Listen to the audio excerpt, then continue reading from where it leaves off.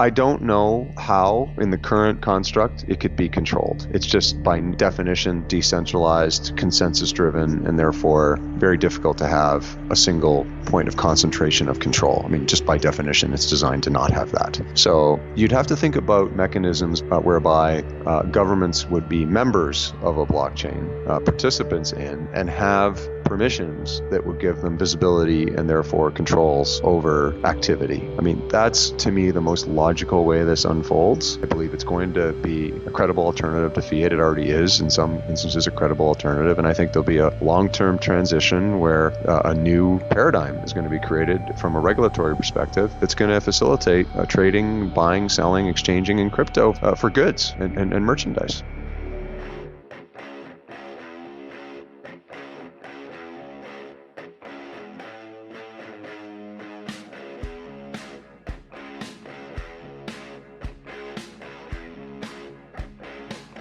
Hi, and welcome to the X22 Report Spotlight. Today we have a new guest, Anthony Lacavera. Anthony founded Global Live in 1998, serves as the chairman. Anthony also founded and was CEO of Wind Mobile, which he sold for about $1.3 billion after it grew to become Canada's fourth largest wireless carrier. Anthony is also the founder of Global Live Technology Partners, that is globallive.com, an investment company focused on commercializing machine intelligence and blockchain technology, where he serves as chairman and CEO. Just wanted to mention there's also a free report at futuremoneytrends.com/live. I'll be putting the link at the bottom of the video. Anthony, welcome to the Spotlight. Thanks for having me on. Hey, thanks for being here. And let's start talking about cryptocurrency, the blockchain. And right now, central banks like the IMF, the Biz, even the corporate media, they've been pounding on Bitcoin, the blockchain system, cryptocurrencies, and even the banks, they've banned people from using credit cards, debit cards to purchase different cryptocurrencies. Why do you think they're taking such a hard stance on cryptocurrencies? You know, I think we're at such early days that I think regulators, policymakers, government officials, and elected officials are already trying to get their head around what should the regulatory framework be for how digital currencies, cryptocurrencies are going to operate in our society. Initially, alongside traditional fiat currencies, and longer term, obviously potentially replacing, at least partially, if not entirely, traditional fiat currencies. So I think there's going to be this, in my opinion, transition where we have a lot of new things happening quickly, and governments, regulators are trying to catch up. And I think their starting position of being, quite to your point, quite negative on it, I think is just a reaction to the volatility, meaning just the wide swings in prices that we've seen. If you look at the last year in Bitcoin, for example, I mean, just some huge swings in the value. And that's, of course, got regulators quite nervous about people actually committing significant parts of their savings and net worth to something that has that kind of volatility. And I think further, it's outside of their control today. So if you're a regulator or elected official or Federal Reserve official, or whoever you are, you're sort of saying, whoa, this is something that I don't have my arms around. So I need to set a tone out there that's quite negative. So I think that's where it's coming from. I think that once this regulatory roadmap gets developed and everyone understands the rules of engagement and how cryptocurrencies will be used, traded, valued, exchanged, I think there'll be a lot more stability in price, and I think there'll be a lot broader adoption. Now, you said something very interesting about the banks being worried where cryptocurrency might replace the fiat currency. I mean, do you see that happening in the future? I see it long term. I think that, the believers in cryptocurrencies that are saying that, fiat currency's gone and governments are gone and all this kind of stuff, I don't buy into any of that. But I do think there is a strong rationale for very long term and I say very long term, I mean 20 years plus out from today. I think that there's a really strong rationale to look at the advantages that cryptocurrency offers in terms of traceability and control, and the reality that the economy is becoming increasingly global, and globalization will and trade just globally will be much more efficient with a common platform in terms of currencies, as opposed to, well, everything that goes on today with respect to the differences in purchasing power as a result of different valuations in currencies. So it's an opportunity to create global standards that I think broadly can be used to increase global commerce and thereby increase global welfare. Now, many people who are just learning about the blockchain, learning about cryptocurrencies, they're very nervous, almost like when the internet was first started. People were very nervous, to put their credit cards on there. People said it was unsafe, and, everyone didn't do anything really with the internet. And now look at us today with, iPhones and everything else. People are very worried about government control, about governments actually controlling the blockchain or the central banks controlling the blockchain. Can these entities actually control the blockchain? I think that it's a very interesting question. I don't know how, in the current construct, it could be controlled. It's just by definition decentralized, consensus-driven, and therefore very difficult to have a single point of concentration of control. I mean, just by definition, it's designed to not have that. So you'd have to think about mechanisms whereby governments would be members of a blockchain, participants in, and have permissions that would give them visibility and therefore controls over activity. I mean, that's, to me, the most logical way this unfolds. Again, not because I am just generally not in the camp that says that it's going to completely displace governments, and I'm also not in the camp that says cryptocurrencies are going to fail. I know there's a lot of very big name investors out there that say it's going to fail completely. I would say I'm much more, in the middle of the fairway. I believe it's going to be a credible alternative to fiat. It already is, in some instances, a credible alternative, and I think there'll be a long-term transition where a new paradigm is going to be created from a regulatory perspective that's going to facilitate trading, buying, selling, exchanging in crypto versus for goods and merchandise. So from your viewpoint, how important is blockchain? Do we really need it today? Today, as we operate today, blockchain is in its infancy. It's nascent. It's the start. You referenced the early days of the internet, and I would say, we're even earlier days in blockchain. We're still back in the days of figuring out, is it going to be, we're figuring out, is it going to be HTTP is the protocol, for web traffic. We all are familiar with that HTTP : backslash. That, it wasn't clear that was going to be the protocol back in the early 90s for internet, before the web even started. That's where we are with blockchain right now, where, there's a debate between Ethereum. You go down the list of all of the different protocols that are out there, and Ethereum's got the lead today, but who knows what could replace it in short order. Some of my older friends and colleagues, I remind them of the 1980s when there was a VHS versus beta, debate in VCRs and the old video recorders. For the long time, it looked like beta was going to be the leading protocol. In the end, it ended up being VHS. So I just think we're at those early days. And so the answer is no. Blockchain, is not needed. Obviously, the global economy is running very well without it today. But there's these opportunities to bring great efficiencies, greater transparency, traceability, and as a result, accountability to global commerce. And that's the promise of blockchain, creating the internet of value as people are starting to think of it. And I certainly think of it that way. It's a whole new way of doing business. So in what industries do you see the blockchain being profitable? Let me just back up for a sec here. Do you see certain industries being profitable now? And also, do you see certain industries being profitable later on? Yeah, I think I would think of it in terms of disruption in the short term. So which industries are going to be disrupted the most in the short term, medium term by blockchain? And I would point to financial services as being the one that most industry observers, and I would concur with it, is going to be the industry that's most ripe for disruption, because, of course, we're talking about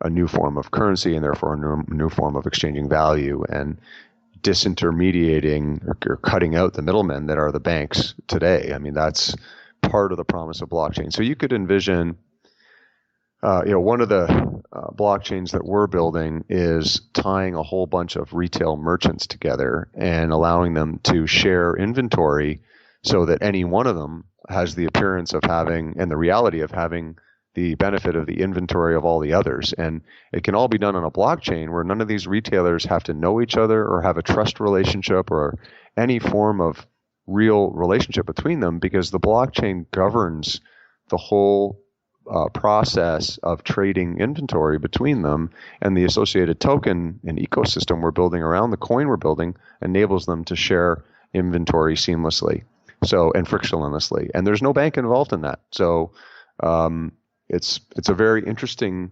blockchain we're building where we think we can help the merchants around the world, small to medium-sized merchants especially, who are trying to compete with big box retailers that have a lot more inventory. We enable a small to medium-sized merchant suddenly to have access to inventory globally from all some of them may be competitors, some of them may be not competitors, but none of those relationships have to exist. The merchant simply has to become a participant, a member of this blockchain we're building, this financial services blockchain we're building, and they get the benefit of all of that inventory. And so, they can now compete with the big box retailers and compete with online. And show up like they've got more inventory than a lot of big box retailers. So we think it's a great way to drive new revenue for the small to medium-sized merchants. We also think it's a great way to build loyalty, because now consumers will start to say, hey, it's that independent, it's Dave's independent furniture store across the street where I can get the most inventory. I don't want to go to Lowe's or Home Depot or whatever. So it's a really interesting time in that's an example of the promise of blockchain. But as I said a few minutes ago, it's really early days, and there's still a lot of bugs in the technology. We've seen blockchains, brought to their knees by, CryptoKitties, for example, brought the Ethereum blockchain to its knees in terms of performance, because it cannot support the transaction pace of and volume of transactions. So there's still a lot of work to be done. And as I say, when people ask me where are we, I say we're in the early 90s. It's before even the start of the World Wide Web. If we look at this from a big picture type of scenario, Dubai, they want at least 50% of their transactions all done by the blockchain by 2020. That's, 2 years away? Do you think the rest of the world is going to move to this also? Yeah, look, I think that when you think about a city, one of our partners at Global Life Technology is a company called Civic Connect. They're a Los Angeles-based smart cities supplier, and they supply already cities like Los Angeles, San Francisco, Seattle with smart city solutions. And Dubai is clearly emerged as a world leader in adopting new technologies, starting with smart city technologies, and now they're talking about blockchain and related infrastructure on blockchain, bringing property title insurance, car insurance, bringing all those types of things onto a blockchain. You can envision a city really running a lot more efficiently if something like property title is now memorialized on a blockchain.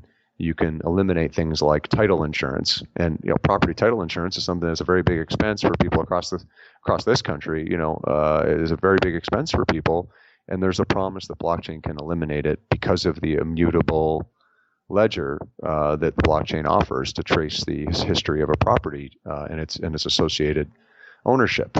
So I think that's a great example. Dubai that you raised is a great example of a city taking a leadership position, but I just do not believe that 50% target. I just don't think that it can happen that quickly. I think it's like a 5-year objective is much more realistic, because I don't think we're in a position where the blockchain protocols are sufficiently evolved that you can reliably transact at scale. There's no question that there's use cases that are proven. The Dubai has actually already announced some use cases, and there's a recent use case with Walmart and IBM, and they announced a supply chain use case, which you may have heard of, that sort of demonstrated the ability of the blockchain to trace bad or contaminated produce over the span of a few seconds instead of 2 weeks that it would normally take Walmart to get bad produce off the shelves. So that type of example and use case is clearly a huge cost savings in that example for Walmart.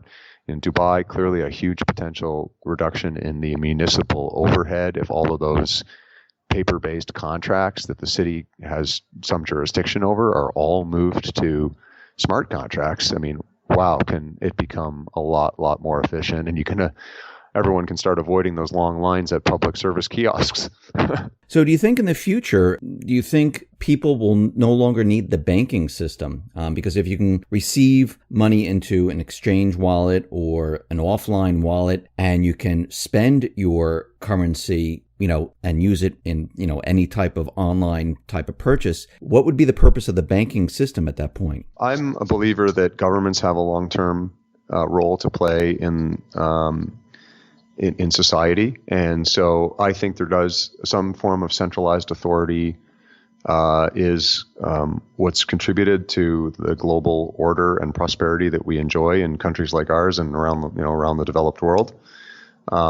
So I think that banks have a role to play. And when you say banking system, I think there's no question going to be a significant evolution of the banking system as it is set up today. And I alluded to it earlier, but I think there'll be a transition as people start to adopt cryptocurrency. As soon as there's a regulatory framework that everybody can buy into, you'll start to see adoption ramp quickly.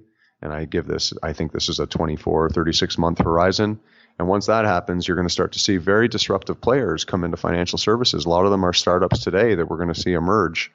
And those companies are going to have a meaningful impact on the way banks operate today. And that said, I don't think that the likes of JP Morgan Chase or Citigroup or Wells Fargo are just going to sit still. They're going to themselves commercialize blockchain technology to introduce efficiencies in their own business and offer their customers a much more efficient way of dealing with them, but still have a trust relationship as the people start to migrate to trusting the blockchain. The brand of JP Morgan Chase, as an example, is such a powerful brand. If you're a consumer and they show up and say, look, this is a way for you to lower your banking fees, lower your transaction costs if we'll move your business onto a blockchain, the consumer is going to buy into that a lot more rapidly than some startup approaching them with the same proposition. So I just think that there will be a role for banks to play. I think the brand equity and the track record of the big banks is hard to displace, in the medium term.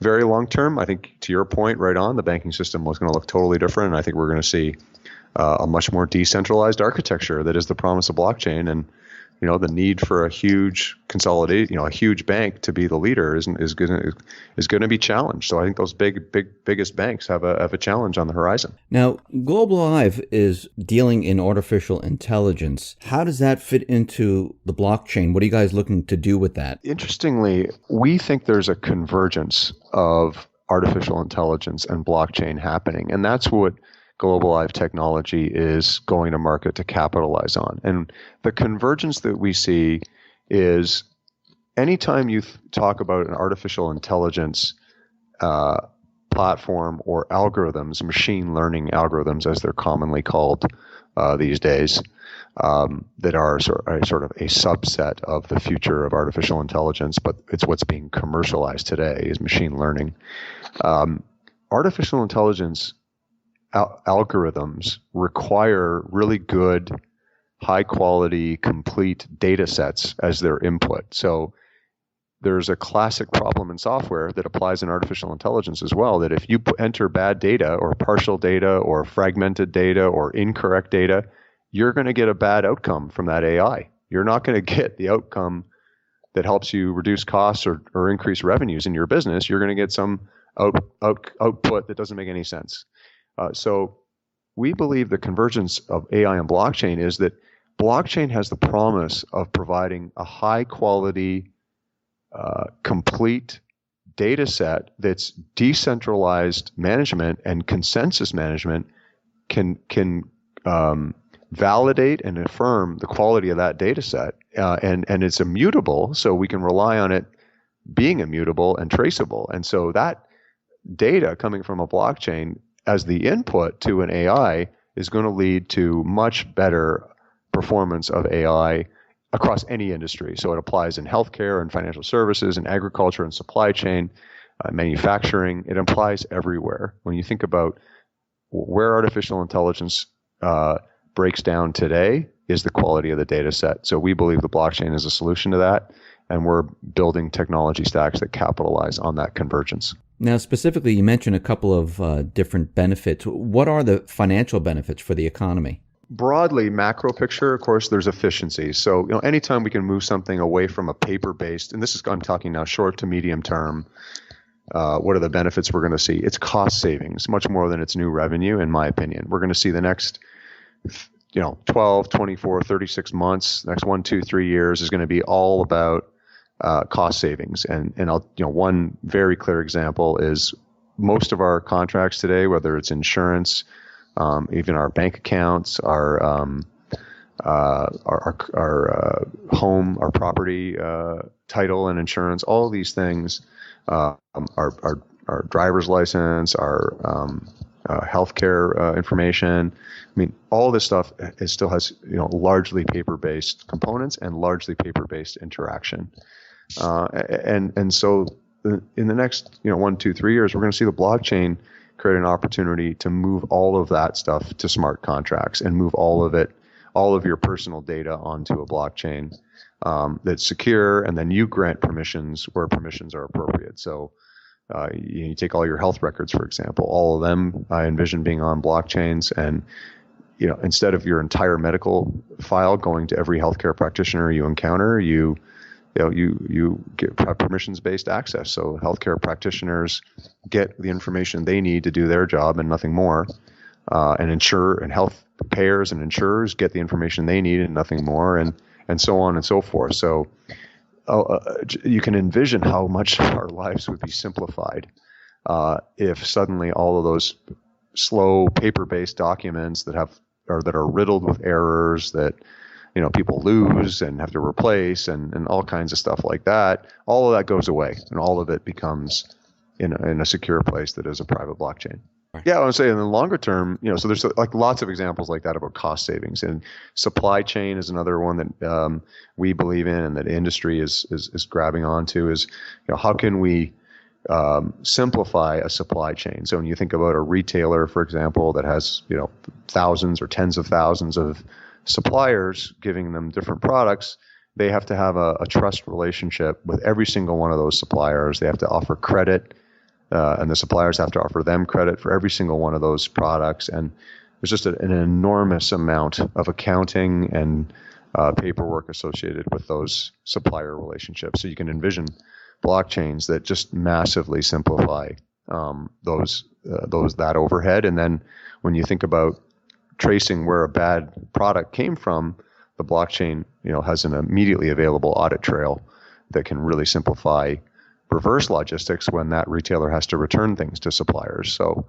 and then those suppliers have to go back to their original manufacturers or suppliers, their own suppliers, and trace back bad product. So you can really see tremendous simplifications there. But there's many more examples like that. But longer term is where I see tremendous revenue opportunities as well.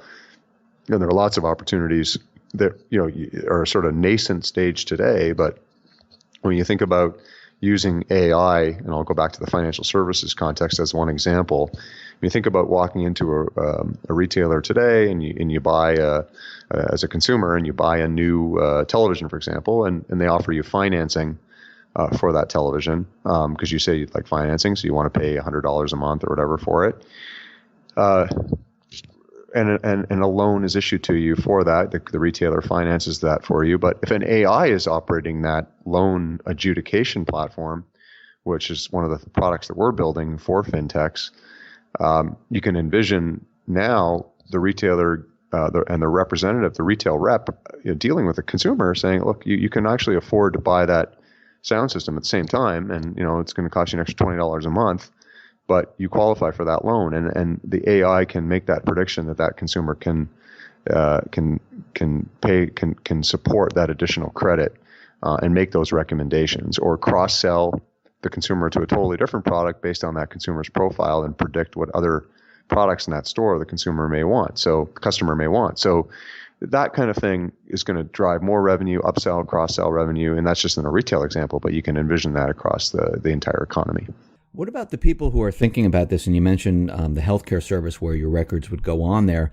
What about the people that are worried about hacking? I mean, today we see, certain hospitals have been hacked and your information is put out there. What about on the blockchain? To this point, as you know, blockchain and the cryptography that is the encryption platform the blockchain operates on has proven very robust. There are some schools of thought that say that the emerging quantum computers will be able to challenge the blockchain and potentially break the blockchain cryptography. But for now, with all the technologies that are there now, it appears to be the most advanced secure cryptography out there because it's so distributed. It's very, very difficult to break a system that has all these nodes that all have the same information.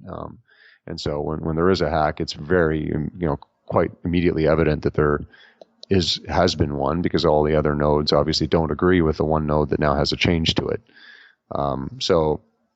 This consensus model, decentralized decision-making, consensus-driven decision-making, decentralized data storage and management really makes it a very interesting architecture from a security perspective. So I think right back to the top of this conversation where you were talking about people having concerns about putting their credit card on an online banking site.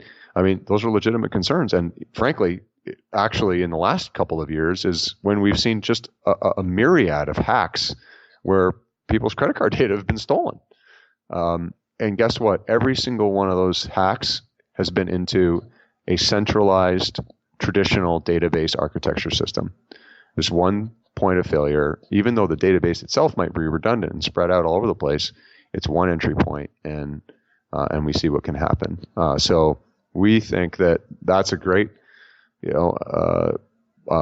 problem that blockchain has the promise of solving. But we can now, as consumers, be confident that our data is secure in a blockchain architecture, which is proven so far to be very, very to be impossible to hack. So what are any specific projects that your company is working on? What's new coming up? Our go-to-market strategy is joint venture. So we're looking for joint venture partners where we can partner 50-50 with an existing software company that has an existing customer base and that has an opportunity to migrate their existing business onto a blockchain. So take any consumer software as a service business, for example. We want to partner with them to say, hey, your traditional centralized software as a service or centralized SaaS-based model, we're going to co-develop a blockchain technology and commercialize that with you to your customer base that's going to introduce cost savings and new revenue opportunities. So that's our entire go-to-market strategy, and we're doing it in manufacturing, with a company called iGen Innovations that supplies AI today to leading auto manufacturers. And we're building a blockchain with them to, again, to my earlier comment about how do we get great data into AI so AIs work better. Well, we're going to build a blockchain in that manufacturing environment that will make the quality of the data going into the AIs much better and much more reliable and traceable. In the healthcare context, we've got a partner called Acorn, where we're commercializing a product that will enable the entire human genome to be placed on a blockchain. So you as a consumer can have your entire genome mapped and stored on a private blockchain for future use when the healthcare system has advanced sufficiently that gene therapy and related preventative aging, anti-aging and preventative medicine treatments become commonplace. Your genome will be fully mapped, and obviously those types of treatments are becoming available even already today, and are going to roll out in the next 1, 2, 3, 5 years very much, very, very quickly. In the financial services industry, I described that blockchain that we're building for merchants, and there's obviously another great one in financial services that we're building, where we're saying to fintechs, we're building software for fintechs around the world to have a better source of funding for their loans that they offer their customers. And right now, all the fintech companies, the financial technology companies, they all have to go to big banks, to get funding for the services they offer their customers. Well, what if we democratize that on a blockchain? And what if we enable every citizen to become both a lender and a borrower, and we disintermediate the banks in that way? So we're very excited about that one as well. But so you can see, we've got lots of stuff going on, but it's always with a joint venture partner. So in that financial services joint venture is Flexity Financial, is the name of our joint venture partner. All of these partners are established high growth companies that are software companies today that have significant customer bases today. And we're partnered with them in a true 50-50. So we're completely aligned, and our incentives are identical to get a decentralized blockchain-based architecture that's AI-enabled, get it out into their customer base as fast as possible. Because I think this whole game is a speed-to-market game. It's a speed-to-market game, and we want to be first to market. So how different is blockchain going to look 5 to 10 years from now? I think it's going to be transformational. I think that you think about the infrastructure that operates our economy today is the database infrastructure that's centralized, and it has its strengths, but it also has its weaknesses. And you can envision a future, I'd envision a future 10, 15, 20 years out where all the benefits of a decentralized decision-making and decentralized architecture are in place. And whether we're talking about financial services or transportation and logistics or supply chain or manufacturing, it doesn't matter. There's real benefits to having decentralized architecture in terms of near-term efficiencies, as I was saying, and also longer-term new revenue opportunities. So I think it's if I had to say where is it in 15, 20 years, it's ubiquitous. It's everywhere. It's the same way the internet is everywhere today. Blockchain will be everywhere, and the internet of value associated that's built on blockchain will be everywhere in 20 years. Anthony, thank you very much for being on the X22 Report Spotlight. How can people get in touch with you and see your company's work? Yeah, thank you very much for having me again, Dave. I really appreciate it. I'm at Anthony Lacavera on Twitter. It's Anthony Lacavera on LinkedIn. Globalivetech.com is our website. I don't know if you guys can able to put that up on the screen, but yeah, I'll put that up on the screen. Yeah, that's great. So, I mean, that's where you can find us. And on those two social channels, I mean, I'm on there all the time, at Anthony Lacavera on Twitter or Anthony Lacavera on LinkedIn. I'm on there all the time, and I'm a regular dialogue with people about these ideas that we're talking about today. I mean, it's early and exciting days, so I'm open to any new ideas. Fantastic. Thank you very much. And I want to remind everyone there will also be a free report at futuremoneytrends.com/live that will also be linked on the bottom of the video. Anthony, once again, thank you very much for being on the Spotlight. I appreciate it. Thanks. Have a great day.